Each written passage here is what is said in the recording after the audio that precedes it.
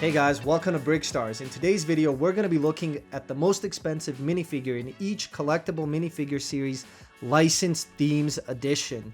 So we recently released a video where we went through each series that's just Lego and looked at which minifigures were the most expensive in each one. This video focuses in on those licensed themes. A lot of people were commenting on that video, well, you didn't cover this, you didn't cover that, and honestly, we didn't realize there were so many licensed themes, and that's why we had the videos separated. So finally, we've gotten around to compiling all of the licensed themes in this video. You can see Harry Potter, the Simpsons, DC, Marvel, Disney, the new Dungeons and Dragons, the Muppets lineup, a couple different off themes as well. And of course, we're including the Lego movie theme or Lego Batman movie. Those we're considering licensed as well. So in this video, we'll be going through each series generally in chronological order, and we're going to be using Bricklink again as the benchmark for how much each minifigure is worth. And we'll take you through each series. So here you see a sample of some of the minifigures. There's a lot of cool elements, a lot of cool minifigures in this video. So we didn't realize how long the other one would be. This one is probably going to be just as long. So sit back, enjoy, and let's dive right into it. First up, in 2012, Team GB, Team Great Britain. This was the first licensed minifigure series that Lego did. Obviously, it's a collection of athletes and different sports from the Olympics. Pretty cool way to start it. I think this was an exclusive, you see, to the UK and Ireland, which makes these fairly rare. And they did feature some interesting elements, generally simpler than the minifigures we see now, but I really did like this archer. I like the hairpiece, the fact that he's winking there, so he's focused in on his archery. And I did also like this weightlifter with the sweaty face, and I like the pop of color that he has on the torso and legs there.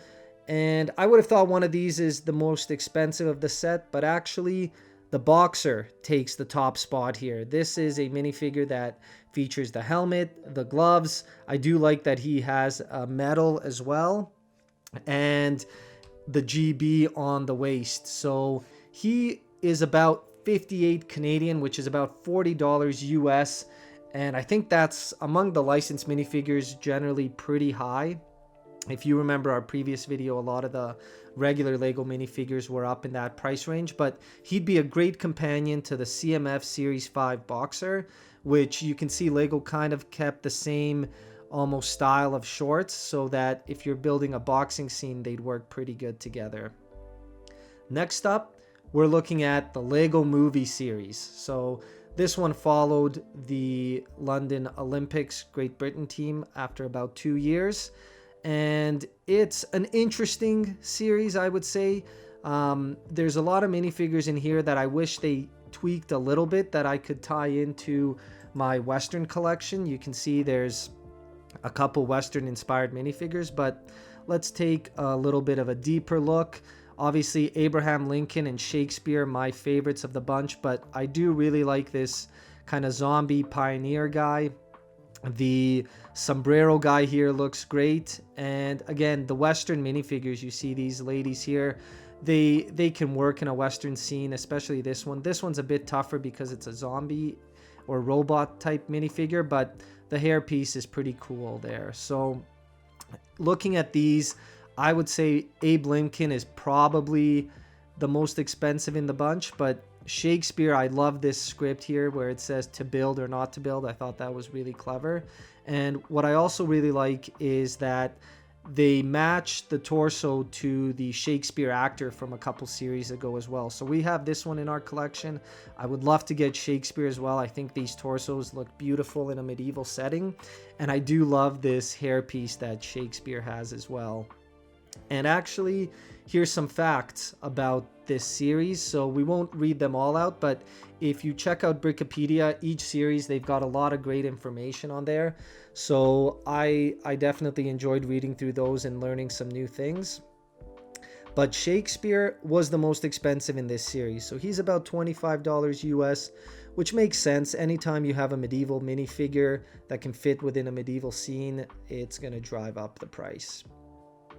The next one is the Simpsons, and what I love about this series is they had a couple Simpsons set released, and instead of giving us a full wave of sets, which would have been nice, they gave us minifigures. And I thought this was a great idea, and I think they look really, really good. I'm a big Simpsons fan, so I was kind of worried when they were announcing these what they would look like, but I think they do look a little weird relative to regular Lego. You can see Ralph here.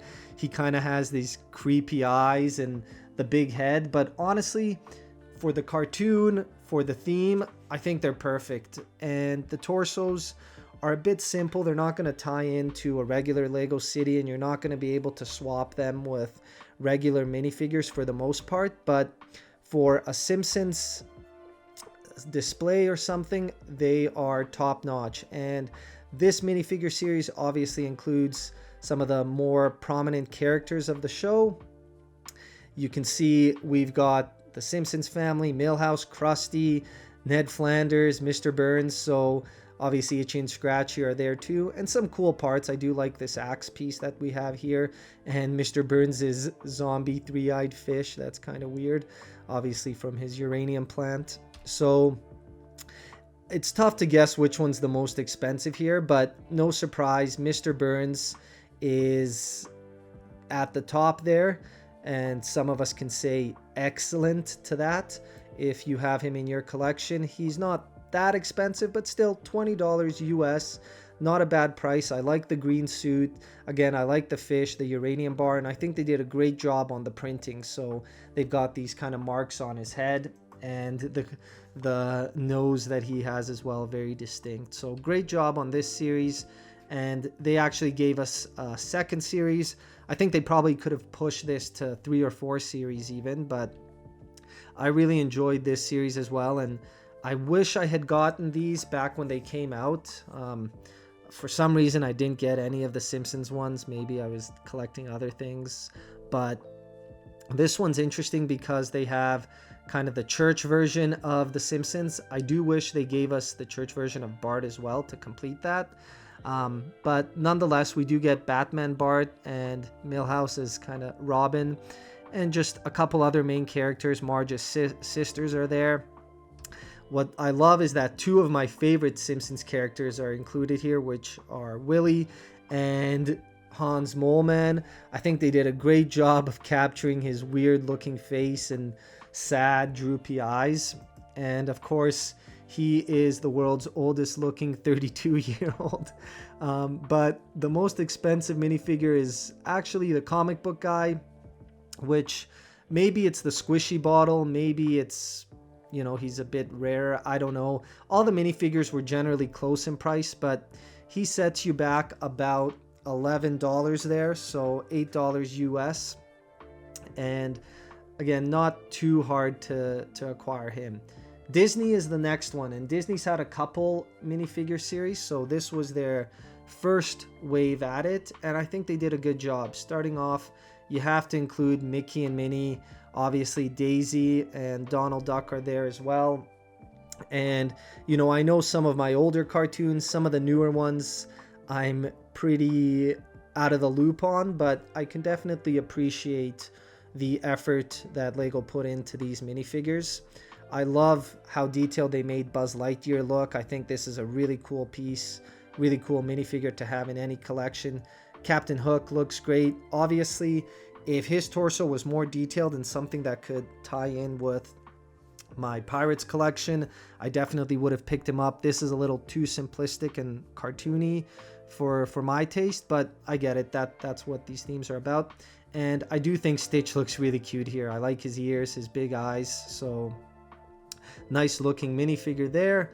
And the most expensive one is actually Ariel, which is interesting. You know, she's nothing too crazy, but you know, this mermaid piece is a bit different than some of the other mermaid pieces we've seen, and she does have some nice print, and the hair is really cool. So she's about $20. I know they've released some other Ariel minifigures across different themes, so it's nice that there was one in the collectible minifigure series lineup. Next up, DFB. I'm not even going to try and pronounce it in German, but this is the German soccer team. This one was a little interesting. I believe they introduced this just ahead of the Euros, and it's obviously the German national soccer team featuring the head coach as well.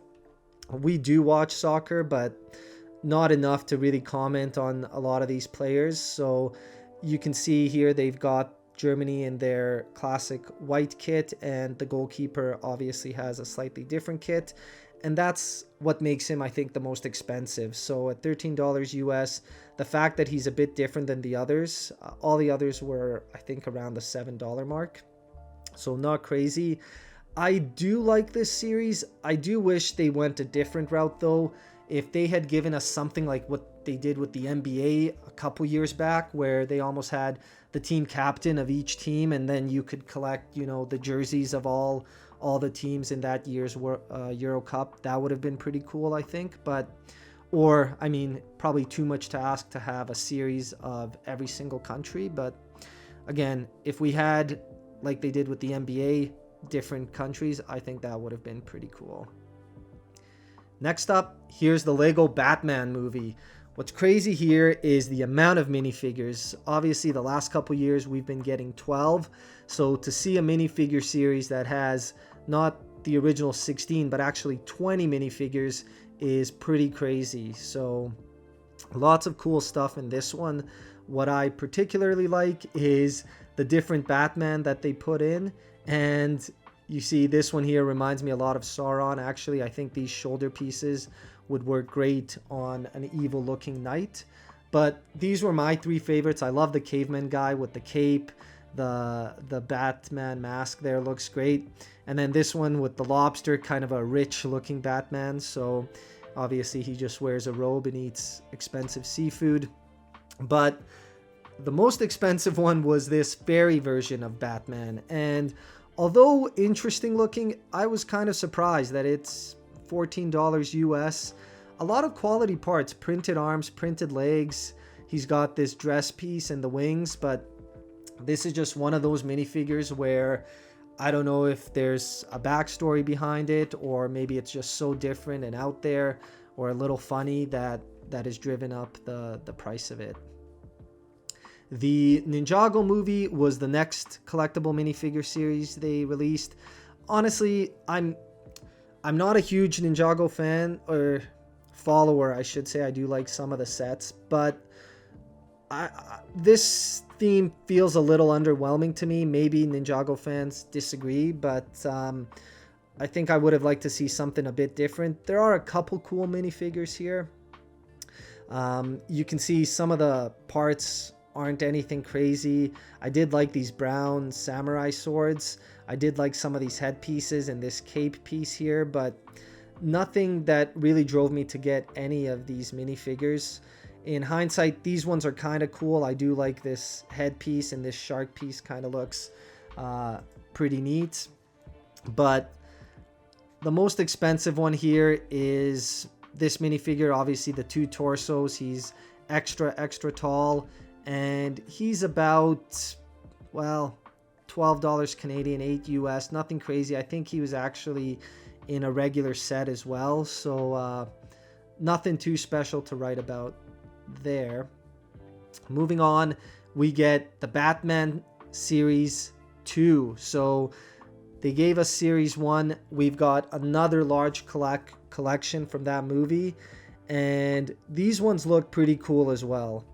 I will say, I think they put a lot of effort in these sets. Honestly, I'm kind of surprised by the amount of minifigures they released. I really do like this guy here. Again, I don't know my superheroes that well. I think he looks cool. I think these guys are a nice pair as well. I found this mermaid Batman kind of weird. And this skull guy I found really cool as well. So tough for me to gauge which one's the most expensive. Again, it was this kind of weird, different looking Batman. Maybe it's the goggles on the mask that drive up the price, or maybe there's like a cult following on Reddit where they just want a funny looking Batman. But $15 for this guy, not too bad. Here we're looking at the Harry Potter series. So finally, after a couple years, they're giving us a wave of Harry Potter minifigures.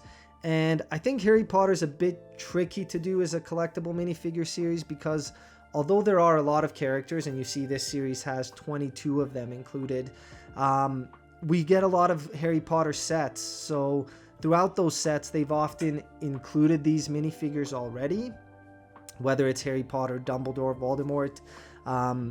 I would have liked to see more specialty minifigures, and they did do some of them, but not as many. So the other thing is the accessories are often not crazy in these sets. So there's some owls, there's some bread and different pastries. This briefcase is kind of cool, but in general, nothing too exclusive, I would say. And just another look at all those minifigures. I do like the invisibility cloak on Harry here, and this version of Dobby that's a bit more detailed than the one we have in our collection. I would have thought one of these is the most expensive, and they are near the top, so I think they're all pretty close in price. But actually the most expensive one was this guy here, and the torso print is definitely unique. I think the hair piece is really cool. He's got kind of a little bit of gray hair there on the side. But Percival Graves, $17 US. I think this is a minifigure that hasn't appeared in any sets, which is probably why the price is what it is. Lego Movie 2. Okay, here we go. Another Lego Movie set. This one obviously features some Wizard of Oz minifigures. I do like this kind of graphic they had set up for this. Nice little promotional material. And this one I thought was pretty well made, because there's some minifigures that tie in well with existing or older minifigures, such as this giraffe costume. There's a lot of different animal costumes, and I would say the giraffe one is probably my favorite. One day I think it'd be great to make a Lego zoo where you have kind of all the employees dressed up in the different costumes walking around. I think that'd be a great way to use these minifigures. But again, great print on this one. Anytime you see dual molding, it looks pretty sharp. And I really like this scarecrow piece. I think this is one that you could use in a modern farm setting, but also in a medieval setting. I think it would work. And I do like the level of detail that is on the scarecrow. So the most expensive one here is this minifigure, Dorothy from the Wizard of Oz. I think the hair piece and the very detailed Schnauzer dog here are top notch. She does get this fabric skirt piece as well. So no surprise, here's a great photo from True North Bricks. They've got all 4 of the Wizard of Oz minifigures here. I think they all look great. They really went all out on them. And she'll set you back about $17 US. I think a lot of that is driven by the dog price. I don't think we've had a detailed dog like this very often. And of course that hair piece again is pretty sharp. So Disney Series 2 brings us more iconic minifigures. You see they had Mickey and Minnie on the front. Here they've got the old school versions of Mickey and Minnie, kind of like the Steamboat Willie versions of them. But also we get different eras of Disney minifigures, and I like that. There's some minifigures that obviously I recognize with Scrooge and the little ducks there, Mickey and Minnie, and then Hercules and Hades. And then honestly there's some minifigures that I didn't grow up watching those cartoons, but it's cool to see there's something for everyone. I really like the Scrooge minifigure here. He's probably my favorite. I like the hat. The torso I think looks great, and he's got a little coin there. It would have been nice if he received a bag or a chest of coins. I think that would have worked as well. And you know, we get his nephews, if I'm not mistaken. So all 3 colors of them. And if you were to combine all their prices, you know, it cost you probably around $30 to $40 to acquire all of them. But they're not the most expensive of the bunch. It's actually Jake Skellington. And this is a really detailed minifigure that Lego released. Jack Skellington, sorry, Jack. about $21 US. I think he featured a great printed torso. This box is very likely an exclusive. He's got some printed snowflake tiles here and this bat neck piece that we actually used for a Fright Nights custom minifigure. So pretty cool minifigure. Not surprised that he takes the top spot there. Next up, DC. Okay, here we go. For all the superhero fans, this was, I think, a really, really great lineup. Really sharp looking minifigures across the board. I do love the Superman minifigure in this one. And I do love Lego's marketing on this one, kind of giving us the comic book vibes. Obviously, you can see they've kind of grouped them just together here. But I love the Green Lantern. I love this green cape here. All of them look really sharp. You see Aquaman's got his special arm there, trident, whatever it is. But the top spot, the most expensive one in the bunch here, is actually Batman.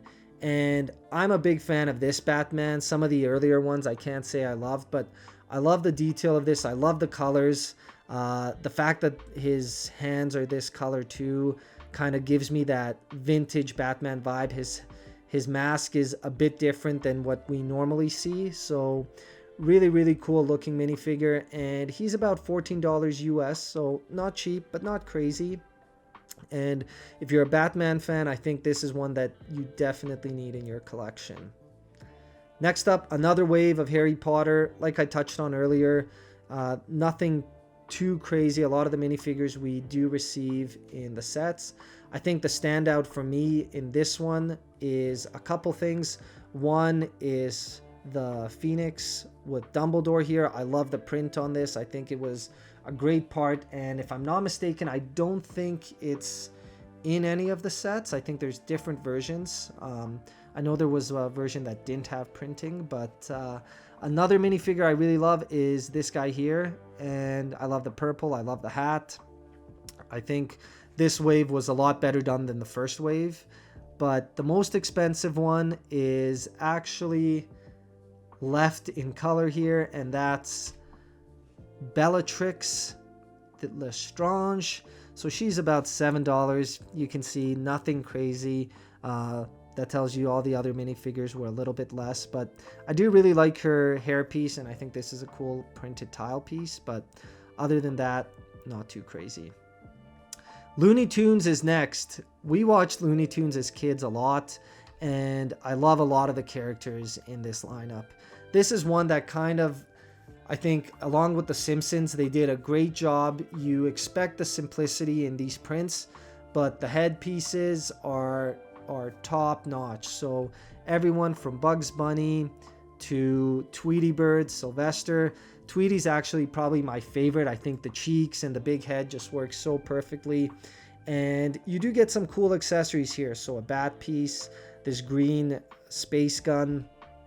On these next minifigures, you'll see we get these printed cheese pieces, a spinny thing for the Tasmanian Devil, and a really cute couple here. So I think they did a great job with this one. I think this is one that if you were collecting and had the whole set, it's probably a great one to keep.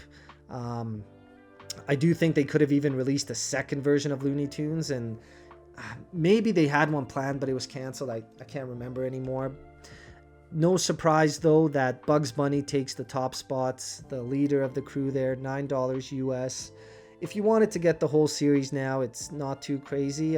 If you're fans of the cartoon, I would say do it now before they do go up in price.